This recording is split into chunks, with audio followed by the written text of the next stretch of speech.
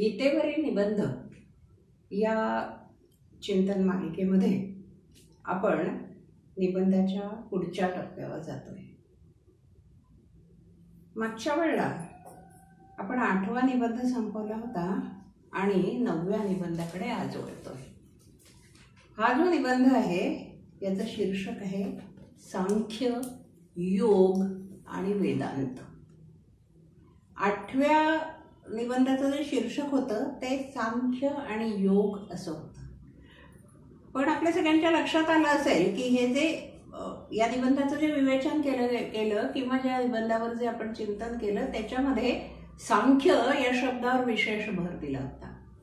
सुरुवातीला हे स्पष्ट केलं होतं की पारंपरिक सांख्य आणि गीतेमधलं सांख्य याच्यात फरक आहे। पारंपरिक योग, पतंजलींचा योग आणि गीतेतला योग याच्यामध्ये फरक आहे। आणि मग त्यावेळेला आपण असं म्हटलं होतं की ज्याच्यामध्ये फरक आहे ते मूळ काय आहे हे आपल्याला कळायला हवं असं विचार करण्यासाठी म्हणून आपण सांख्याचा विचार केला होता आणि तो निबंध संपवला होता। त्याच्यामध्ये योग या शब्दाचा विचार केला नव्हता किंवा या संकल्पनेचा विचार केला नव्हता। आपण नुसता त्याचा ओझरता उल्लेख करून सोडून दिला होता, कारण आता आपल्याला या तीनही संकल्पनांचा विचार करायचा आहे। त्यातली पहिली आहे सांख्य, दुसरी आहे योग आणि तिसरी वेदांत। त्यापैकी सांख्यावर आपण सलग 3 वेळा विचार केला।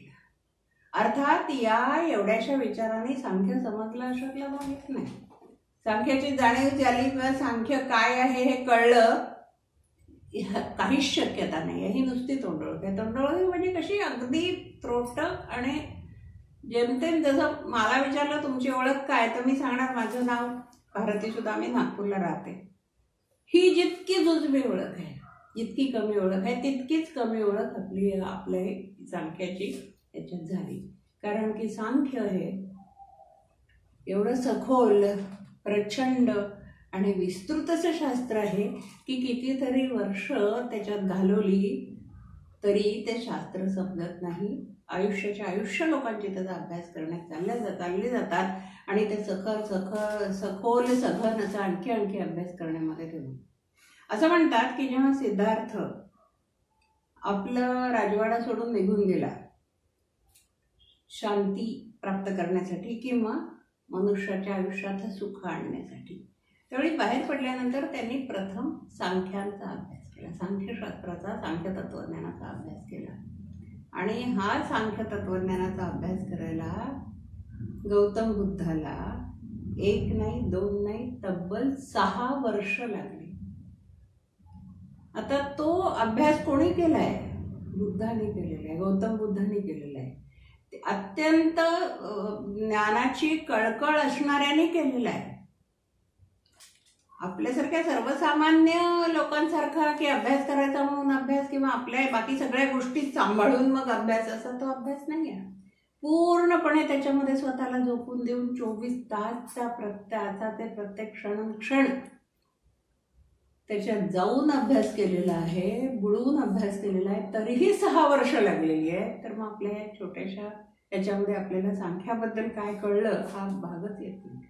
खूप लांबची गोष्ट आहे। फक्त आपल्याला ही संज्ञा काय आहे, सांख्य विचारधारा काय आहे आणि ती गीतेशी कुठपर्यंत गीतेमध्ये ते आणि त्या विचारधारेमध्ये साम्य आहे आणि कुठून तो बदल झालेला आहे ही अगदी जुजबी अशी त्रोटक अशी माहिती आपल्याला या सगळ्या ह्याच्यामध्ये विचार करण्यामध्ये मिळालेली आहे।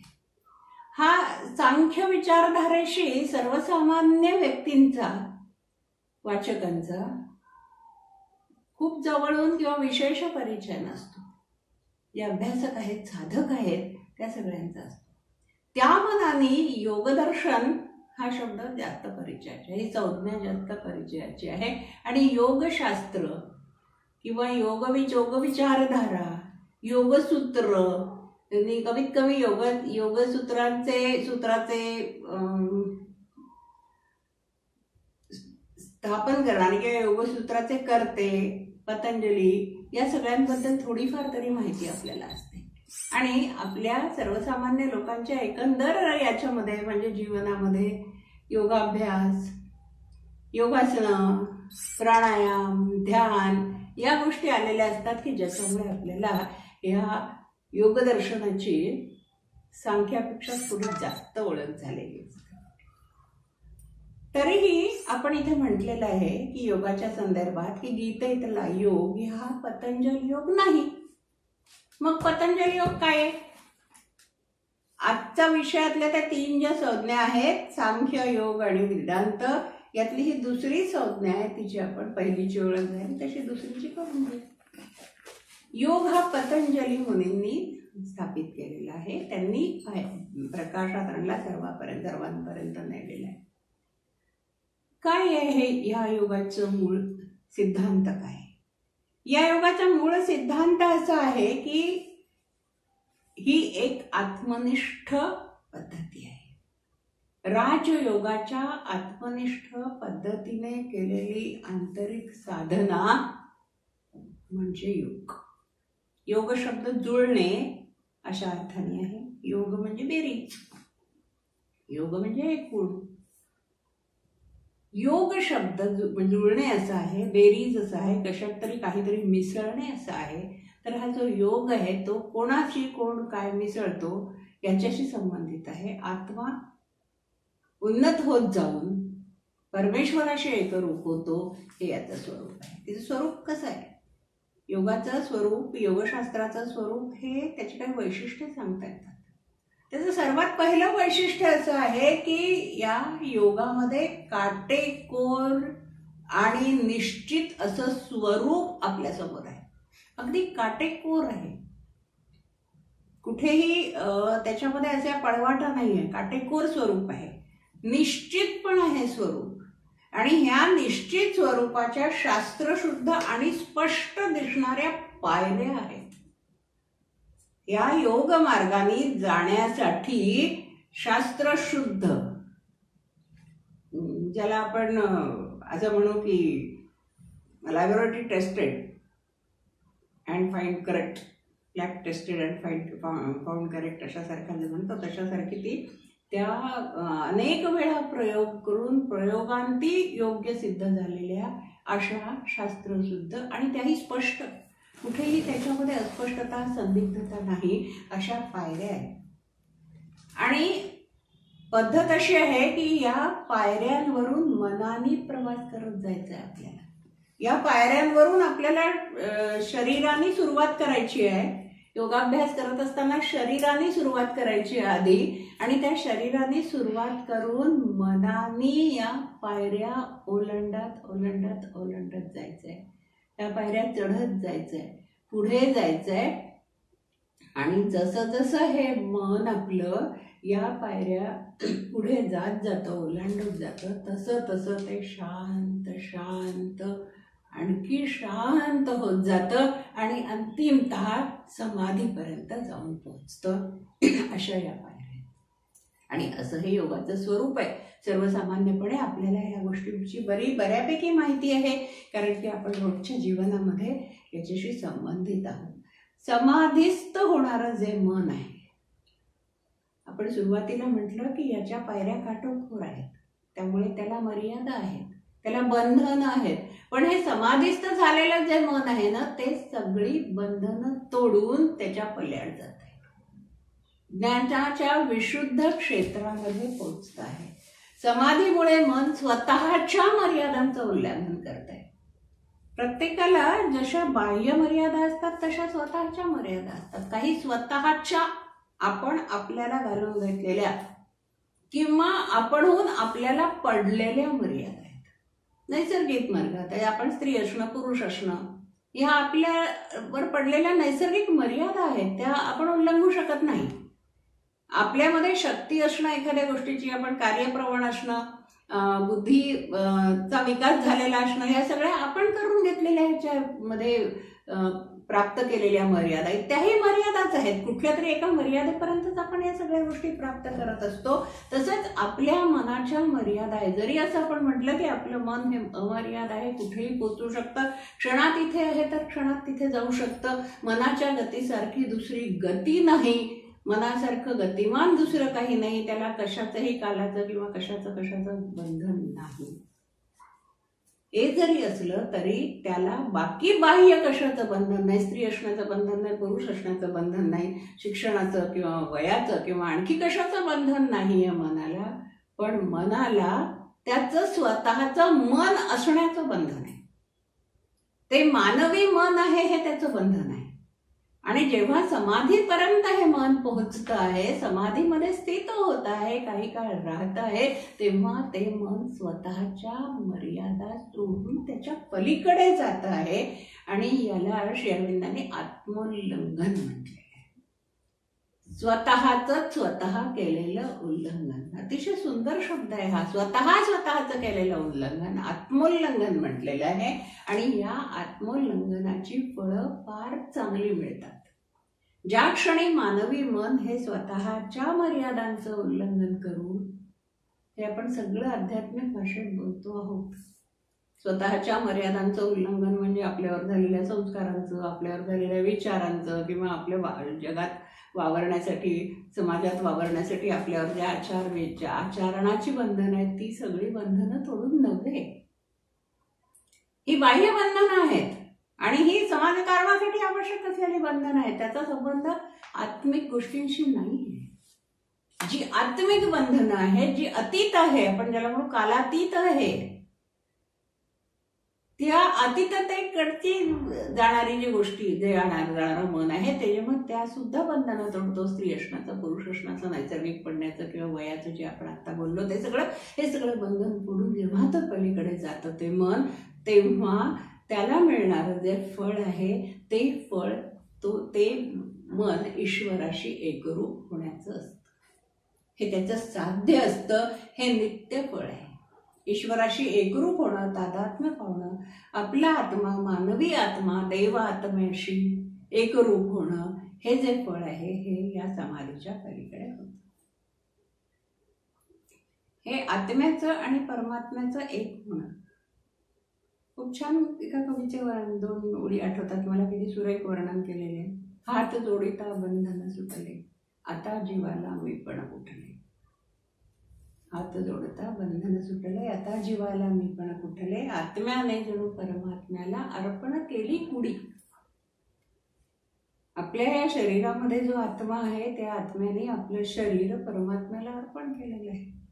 आता आपल्याजवळ आपलं असं काहीच उरलेलं नाही. हे जेव्हा बंधन सुटण्याची प्रक्रिया आहे, ही थोडक्यात अशी योग प्रक्रियेची ओळख आहे, की आपल्या शरीराला शिथिल करत जाऊन अशा परिस्थितीमध्ये न्यायचं आहे की त्या आत्म्याने परमात्म्याला आपल्या अशा स्वरूपामध्ये पोहोचायचं आहे परमात्म्यापर्यंत त्या आत्म्याने, की कुडीचं, या शरीराचं, या लौकिक जीवनाचं बंधन पूर्णपणे संपलेलं असणार आहे. अशा परिस्थितीत पोचणं हे ध्येय आपण असं म्हणूया योग विचारधारेचं, योग प्रक्रियेचं आणि योगाचं. त्याच्यात स्वतःची उन्नती स्वतःमध्ये घेतलेली. मग गीतेचा योग, तरीही श्रीकृष्ण म्हणतात की गीतेचा योग याहून भिन्न आहे. गीतेचा योग याहून भिन्न आहे म्हणजे काय? गीताच्या योगाची मग कोणती वैशिष्ट्य आहे? काय आहे गीतेच्या योगामध्ये? गीतेचा योग हा या योगापेक्षा विशाल आहे. हा जो योग मार्ग सांगितलेला किंवा हा योगाचा जो पट सांगितलेला आहे, हा योगाचा जो एकंदर पसारा सांगितलेला आहे, त्यापेक्षा सुद्धा गीतेत सांगितलेला योग विशाल आहे. दुसरी महत्वाची गोष्ट म्हणजे हा लवचिक आहे. पतंजलींच्या योगामध्ये जो काटेकोरपणा आहे, तो काटेकोरपणा याच्यामध्ये नाही. हा लवचिक आहे आणि अनेक मार्गांचा समन्वय आहे. हा एकांगी नाही. पतंजलीचा योग हा एका व्यक्तीला एका ठिकाणून दुसऱ्या ठिकाणी पोहोचण्याचा मार्ग दाखवणारा योग आहे. तसा हा एकांगी नाही. एकच मार्ग त्यासाठी नाही. गीतेतल्या योगासाठी अनेक मार्ग गीतेमध्ये आहेत आणि या मार्गामध्ये अनेक विध तत्वांचा, जी तत्व आलेली आहेत, त्या तत्वांचा समावेश केला गेला आहे, समन्वय केलेला आहे. हे जे या योगाबद्दल आपण बोललो, योग मार्गाबद्दल, तो राजयोग, होता. हा जो राजयोग आहे, पतंजली मुनींचा योग, अष्टांग साधना केला जाणारा योग, हा जो राजयोग आहे, हा राजयोग गीतेच्या योगाचा एक भाग आहे. श्री अरविंद म्हणतात की तो गीतेच्या योगाचा एक भाग आहे आणि तोही अत्यंत महत्वाचा आहे असं नाही. गीतेच्या योगाची जी अनेक अंग आहे त्यापैकी एक अंग राजयोग हे आहे. म्हणजे अनेक सदस्यांपैकी एक सदस्य असावं तशासारखं राजयोग हा त्यातला एक योग आहे. म्हणून हे एक तत्व आहे त्या योगापैकी एक. कारण की कठोर शास्त्रीय अशी पद्धती गीतेच्या योगासाठी नाही. कठोर शास्त्रीय पद्धती, कठोर शास्त्रीय पायऱ्या, बंधनं हे सगळं गीतेच्या योगाने सांगितलेलं नाही. गीतेचा योग हा आतून स्फुरलेला योग आहे. आत्मनिष्ठ जरी असला, स्वतःसाठी असला, स्वतःच्या दृष्टीने तो योगाभ्यास केलेला असला तरी सुद्धा ती एक स्वाभाविक आत्मप्रक्रिया आहे. सहज उमलून यावीत फुलं तशासारखी स्वाभाविक प्रक्रिया आहे. झाडावरची फुलं कशी उमलतात? कोण उमलवायला जातं त्यांना? कोण फोंकार घालून उमलवतं? की आपण त्या तशा पेण्या हे करतो तशासारख्या विणांच्या सुया घेऊन आपण त्याच्या पाकळ्या उमलवतो का? नाही उमलवत. फुलं कशी उमलतात कळत नाही. का निबंधामध्ये एक सुरेख वर्णन आहे असं की लेखकाने असं म्हटलंय की आम्ही लहानपणी मामाच्या घरी जात असू, अंगणात झोपत असू खाटा टाकून. खूप वर्षांपूर्वीची गोष्ट आहे. आता अंगण कठीण आहे, खाटा त्याहून आणखी कठीण. अंगणात आम्ही खाटा टाकून झोपत असू आणि अंगणाच्या चारही बाजूला मोगऱ्याची झाडं लावलेली असत आणि सकाळी जेव्हा जाग येईल तेव्हा सगळीकडे मोगऱ्याचा घमघमाट सुटलेला असतो, मोगऱ्याची फुलं फुललेली असतात. एकदा आम्ही भावंडांनी असं ठरवलं की ही मोगऱ्याची फुलं कशी फुलतात ते बघूया. म्हणून आम्ही रात्री जागतच बसलो, एकटक मोगऱ्याच्या फुलांकडे बघत बसलो. रात्रभर पाहत बसलो की केव्हा कसं फुलेल ते मोगऱ्याचं फूल आपल्याला बघायला मिळेल. काहीच कळलं नाही. कोणत्या तरी क्षणी किंचित डुलकी आली आणि जागे झालो तर सगळी फुलं फुललेली होती. ती जशी स्वाभाविकपणे फुलतात. आजकाल आपण ब्रह्मकमळ उमलताना पाहतो. ज्यांच्याकडे रात्री ब्रह्मकमळ उमलतं 10, 10:15 नंतर ते उमलायला सुरुवात होतं आणि मग ते हळूहळू उमलायला लागतं. त्याची ती उमलण्याची जी स्वाभाविक प्रक्रिया आहे ती आपल्याला अगदी डोळ्यात तेल घालून कटाक्ष ठेवून आणि बारकाईने जर आपण बघत बसलो तर ती सुरेख स्वाभाविक प्रक्रिया आपल्याला बघायला मिळते. गीतेतला योग असा सुरेख स्वाभाविक प्रक्रियेने आलेला आहे. बाह्य काटेकोर बंधनं त्याच्यासाठी नाहीत किंवा कुठल्याही ज्याला आपण जबरदस्ती म्हणण्यापेक्षा कुठल्याही प्रकारच्या ओढून ताणून केलेल्या क्रिया त्याच्यामध्ये नाही. सहज स्वाभाविक असा हा योग आहे. या योगाची जी तत्व आहेत ती तत्व मनाचा समतोल साधणारी तत्व आहे. मनाचा समतोल साधणारी तत्व आहे. हा गीतेच्या योगाचा साधन मार्ग आहे. मनाचा समतोल साधणारी तत्व हा गीतेच्या योगाचा साधन मार्ग आहे. आणि आपण असं बघितलं होतं की आत्मनिष्ठ पद्धतीने केलेली आंतरिक साधना पद्धती हा पतंजली योगाचा साधन मार्ग आहे. आत्म्याचे नवीनीकरण, त्याचं रूपांतर, आपला जो आत्मा आहे आत्ता त्याचं नवीनीकरण, नूतनीकरण, त्याचं रूपांतर. कसं रूपांतर? कनिष्ठ प्रवृत्तीकडून दिव्य प्रवृत्तीकडे जाणं हे त्याचं रूपांतर. परिवर्तन आहे. नुसतंच परिवर्तन झालं नाही, ते रूप बदललेलं आहे आत्म्याने आणि ते रूप बदलले नवीन रूप घेतलेलं आहे आणि ते नवीन रूप जे आहे ते कनिष्ठ प्रवृत्तीकडून दिव्य प्रवृत्तीकडे चढत गेल्यावर मिळालेलं रूप आहे. हे नवीनीकरण आहे. हे नवीन मिळालेलं रूप आहे. पण या दिव्य प्रकृतीमध्ये कनिष्ठ प्रकृतीकडून दिव्य प्रकृतीकडे गेल्यावर त्या प्रकृतीत पुन्हा त्या आत्म्याचा जन्म होणार. पुन्हा त्याच प्रकृतीमध्ये त्याच आत्म्याचा पुन्हा एकदा जन्म होणं. एकाच या जन्मी जणू फिरूनी नवे जन्मे नमी अशासारखी स्थिती होणं. निर्माण होणं, पुन्हा एकदा त्या आत्म्याचा जन्म होणं अशासारखं साध्य गीतेच्या योगाचं आहे. हे जे गीतेच्या योगाचं साध्य आहे, हे साध्य सुद्धा वेगळं आहे, नवीनीकरणाचं आहे. गीताप्रणित योगाचं हे वैशिष्ट्य जे आहे, आत्मभूत वैशिष्ट्य आहे, त्यामध्ये कर्माला फार मोठं स्थान दिलेलं आहे. अत्यंत महत्वाचं असं स्थान कर्माला दिलेलं आहे. पतंजलींनी कर्म हे केवळ पूर्वतयारीसाठी वापरलेलं आहे. कर्म केवळ पूर्वतयारीसाठी वापरलेलं आहे त्या योगामध्ये. आणि गीताप्रणित योगामध्ये कर्माला अत्यंत महत्वाचं स्थान आणि कर्म हे सातत्याने राहणं हा गीतेचा मूलभूत धर्म आहे. राजयोगात साध्य प्राप्त झालं की कर्म बाजूला पडतात. पतंजलींचा जो राजयोग पाहिला, ते राजयोगामध्ये साध्य प्राप्त झालं, एकदा ईश्वराची एकरूपता आली, तिथपर्यंत जाऊन पोचलं की कर्म बाजूला पडतात, कारण ते साधन आहे. गीतेतलं कर्म हे साधन नाही. गीतेतलं कर्म हे उच्चतम प्रकृतीकडे, दिव्यत्वाकडे आरोहण करण्याचं साधन आहे. त्याच्यामुळे ते सुटत नाही.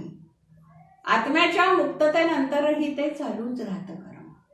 कारण नुसतं एकट्या आत्म्याला मुक्त होऊन चालणार नाही. आपण जर पूर्ण योग जेव्हा पाहतो श्री अरविंदांचा, तेव्हा लक्षात येतं की आत्म्याला एकट्याला परमेश्वरापर्यंत जाऊन तिथं थांबायचं नाहीये. तिथे आपल्या स्वतःला रमवायचं नाहीये, तिथून हलायचं नाही अशी स्थिती आणायची नाही. उलट ते जे ईश्वर तत्व आहे त्याच्यात स्वतःला रूपांतरित करून पुन्हा पृथ्वीवर यायचं आहे, अवरोहणाची. जसं चढायचं आहे तसं उतरायचं पण आहे. आणि त्यामुळे कर्म सुटत नाहीये गीतेमधलं. पण गीतेमध्ये ही जी पायरी परत येण्याची आहे, जी श्री अरविंदांच्या पूर्ण योगामध्ये आहे, ती पूर्ण अवतरणाची, परत पुन्हा येण्याची पायरी नाहीये. एका वेगळ्या पद्धतीने गीता तिथे जाते, पण गीतेचं कर्म सुटत नाही. म्हणून श्री अरविंद त्यांच्या पूर्ण योगामध्ये या संदर्भात असं म्हणतात की इतर सगळे जे योग आहेत, हठयोगांपासून तर सगळे जे योग आहेत, हे सगळ्या योगांमध्ये पूर्ण योगाच्या जवळ येणारा योग गीतेत सांगितलेला आहे. त्यांनी स्वतः पूर्ण योगाची जी मांडणी केली आहे त्याच्यामध्ये सर्वात जवळचा योग म्हणून गीतेचा योगाचा उल्लेख केला आहे. कसं होतं हे? मुक्ततेनंतरही साधन जवळच राहणं हे कसं होईल? खरं म्हणजे कर्म हे जर साधन असेल तर ते सुटून जायला पाहिजे, पण ते सुटत नाहीये. मुक्ततेनंतरही जवळ राहत आहे. काय कारण आहे? काय होत आहे? का असं होत आहे? आपण असं उदाहरण घेऊ ना छोटंसं, की समजा आपण एखाद्या उंच डोंगरावर आपण चढणार आहे. खूप सारे लोक खाली आहेत उभे आणि त्यांनी ठरवलं की वर डोंगरावर चढून जायचं. उंच दिसतं, सिंहगड चढून जायचा विचार करू समजा आपण. कोणी सायकलने जातं, कोणी स्कूटरने जातं, कोणी याने जातं, आपल्या काय म्हणायचं त्याला, चारचाकी गाडीने, कारने जातं. आणि एखादा असा निघतो की तो म्हणतो की मी पायीच जाणार आहे. आणि मग तो निघते. काही लोक सायकलने, काही लोक असे, काही लोक तसे असे जातात. आणि त्याच्यामध्ये जेव्हा ते सगळेजण उंच शेवटी जिथे जाऊन पोचायचं आहे तिथे पोचतात, तेव्हा त्यांची जी वाहनं आहे, सायकल आहे, स्कूटर आहे, कार आहे किंवा आणखी जे काय असेल, घोडा आहे, घोड्यावरूनही जाईल कोणी, ही सगळी वाहनं बाजूला राहतात. ती बाजूला करतात आणि मग हे शांतपणे बसतात तिथे जाऊन. जो पायी चालत आलेला आहे त्याचं काय? त्याचं पण चालण्याचं साधन पाय हेच आहे ना, साधनच आहे ना पाय हे चालण्याचं. पण त्यांनी ते साधन बाजूला नाही केलेलं. त्याचे पाय त्याच्यात जवळ आहेत आणि तरीही तो शांतपणे तिथे बसलेला आहे, कारण त्याच पायाने त्याला परत यायचं आहे. साधन बाजूला होत नाही. तसं गीतेतलं कर्म ध्येय साध्य झाल्यानंतर सुद्धा संपत नाही. अतिशय सुरेख आहे हे. म्हणजे हे सगळं आपल्याला विचार करायला लागलो की त्याचा एक आनंद मिळतो की अरे हो, खरंच हे असं मनापासून आवडायला लागतं. तशासारखा हा गीतेतला कर्मयोग जो आहे तो आपल्याला आवडायला लागतो. अर्थात ते सगळं आता नाही, हा विषय आपण पुढे पुढे जाऊ तसं पुढे जाऊ तसं पाहू. आज आपल्याला फक्त योग, सांख्य आणि वेदांत हा भाग बघायचा आहे. त्याच्यामुळे गीतेतलं कर्म हे असं कर्म आहे. जो पायी जाणार तो वर चढून जाणार, त्याचे पाय त्याच्याजवळच असणार साधन असलं तरी. मग हे सगळं जे आहे हे सगळं आपण हे विसरून चालणार नाहीये की या सगळ्याचं मूळ सूत्र हे आहे की कृष्ण अर्जुनाला हे सगळं समजावून सांगतोय. कशासाठी सांगतोय? त्याला कार्यप्रवण करण्यासाठी सांगतोय, त्याचा संभ्रम नष्ट करण्यासाठी सांगतोय, कर्तव्याभिमुख होण्यासाठी सांगतो आहे. कारण त्याला असं वाटतंय की मी जे कर्म इथे करणार आहे ते कर्म क्लेशकारक आहे, वाईट आहे, माझ्या दृष्टीने वाईट आहे, माझ्या समाजाच्या दृष्टीने वाईट आहे, माझ्या राज्याच्या दृष्टीने वाईट आहे, एवढंच काय माझ्या पुढे येणार असंख्य पिढ्यांच्या दृष्टीने पण वाईट आहे, वर्णसंकर वगैरे अमुक होईल. म्हणून त्याला ब्राह्मी स्थितीला नेण्यासाठी, त्याला उच्चतम अशा आध्यात्मिक पातळीवर नेण्यासाठी आधी तर एका उत्तराने असं सांगितलं की तू क्षत्रिय योद्धा आहेस, त्याच्यामुळे तो आर्य क्षत्रिय योद्धाचा धर्म आहे त्याप्रमाणे तू कर्म केलं पाहिजे असं विचार न करता त्यांनी त्याचं समाधान झालं नाही. कारण कोणताही क्षत्रिय योद्धा जो असतो तो कोणताही क्षत्रिय योद्धा हे त्याचे इतके वाईट दुष्परिणाम दिसत असताना कर्म करायला धजावत नाही, नैतिकता त्याची आड येते. त्यामुळे या सगळ्या गोष्टींच्या पल्याड जाऊन जे करायचं त्याला समजवायचं आहे, या सुखदुःखाच्याही पलीकडे जायचंय, त्याच्यासाठी तो समजावून सांगण्यासाठी म्हणून श्रीकृष्णांनी हा जो दुसरा मार्ग अवलंबलेला आहे तो मार्ग सांख्य, योग आणि वेदांत.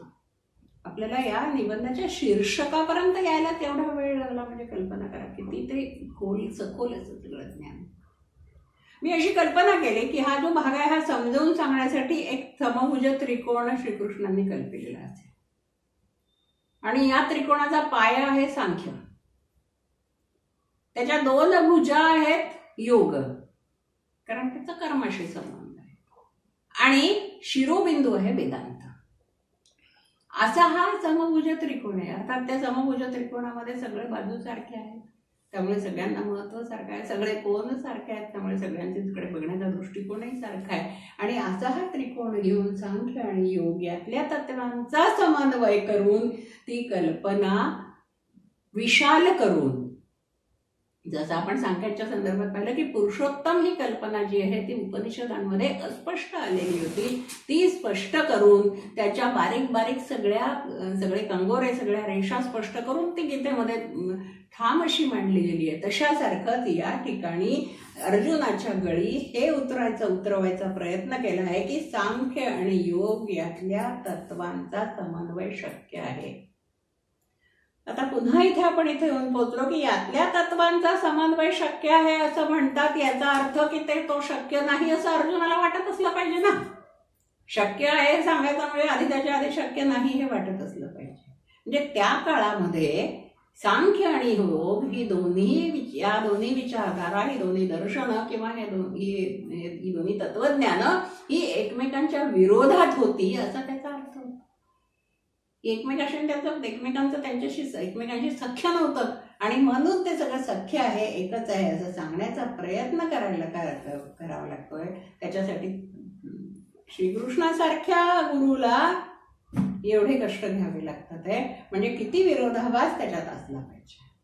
तो हा जो निर्बंध आहे सांख्य, योग आणि वेदांत, या निबंधा पहिल्याच परिच्छेदामध्ये त्याचा पृष्ठ क्रमांक आहे 96. माझ्याकडे एक सूचना आली होती की जर पृष्ठ क्रमांक आणि परिच्छेद क्रमांक सांगितला तर नंतर बघायला आणि बारकाईने वाचायला सोपं जातं. मला पण ती स्वागतार्ह वाटली, खूप चांगली सूचना आहे, म्हणून मी मुद्दाम आवर्जून हे सांगते की यावेळेला असं झालेलं आहे की या निबंधाचा पहिलाच परिच्छेद पृष्ठ क्रमांक 96 हा मी उद्धृत करते आणि त्याच्यामध्ये आपल्या लक्षात येईल की केवढा सुरुवातच पर्यंत आपल्याला पोहोचायला केवढं निरूपणाला तेल खर्च करायला लागलाय. श्री अरविंद म्हणतात, सांख्य मार्ग आणि योग मार्ग भिन्न आहेत, नव्हे विरोधी आहेत असा सामान्य समज असताना वेदांती सत्याच्या विशाल चौकटीत या 2 मार्गांचा समन्वय घडून आणणं हा गीतेच्या पहिल्या 6 अध्यायांचा हेतू आहे.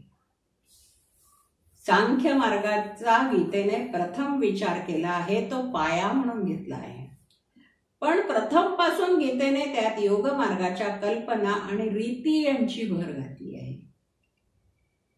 या वाक्यापाशी थांबूया थोडंसं, म्हणजे जी कल्पना मी मांडली ती स्पष्ट होते की सांख्य हा पाया, एक भुजा म्हणजे कल्पना योगाची आणि दुसरी भुजा म्हणजे रीती.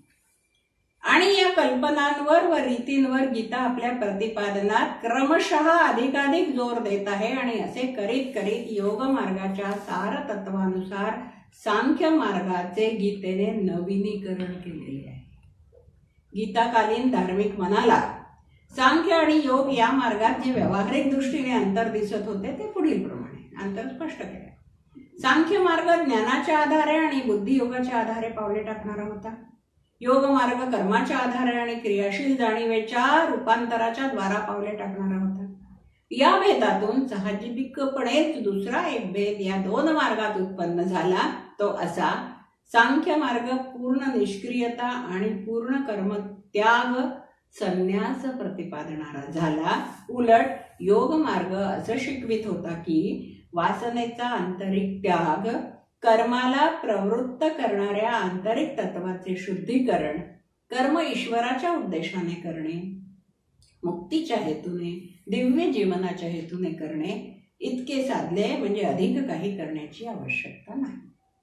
तथापि दोन्ही मार्गांचे साध्य एकच होते, आणि ते हे की मानवाला जन्म, पार्थिव जीवन यांच्या पलीकडे राहता यावे आणि सर्वश्रेष्ठ तत्वाशी, पुरुषाशी, मानवी आत्म्याची एकता सिद्ध व्हावी.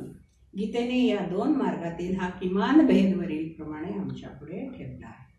या दोन मार्गातला भेद आपल्या पुढे ठेवलेला आहे आणि या दोन्ही विरोधी तत्वांचा समन्वय करून शिवाय वेदांताच्या शिरोबिंदूपर्यंत आपल्याला नेलेलं आहे. ते कसं आहे आपण पुढे बघूया आणि आज इथे थांबूया. धन्यवाद.